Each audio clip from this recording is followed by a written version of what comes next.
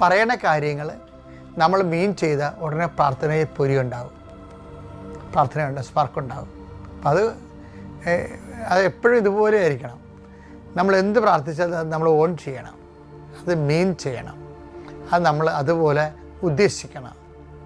കറക്റ്റാണ്, ഞാൻ ഉദ്ദേശിക്കുന്നുണ്ട്, ഞാൻ ഉദ്ദേശിച്ച് തന്നെ പ്രാർത്ഥിക്കണം.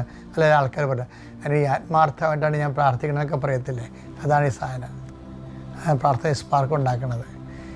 എന്താ കാര്യം വെച്ചാൽ എപ്പോഴും ഞാൻ മനസ്സിലാക്കണം, ഈ വചനം ഉണ്ടല്ലോ, വചനം എപ്പോഴും നമ്മളിങ്ങനെ ഇടക്കിടക്ക് വായിക്കാനുള്ള, എപ്പോഴും വായിക്കണമെന്നാണ് ഞാൻ നിങ്ങളോട് പറയണത്.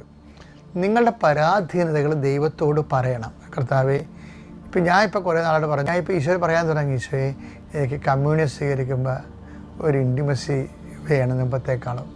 ഉണ്ട്, ഇല്ലെന്നല്ല, മുമ്പത്തേക്കാൾ. കാര്യം ഇതിന് ഒരു അറ്റമാർത്തി, ആത്മീയത അനുഭവത്തിൽ അറ്റമാർത്തിയില്ലേ.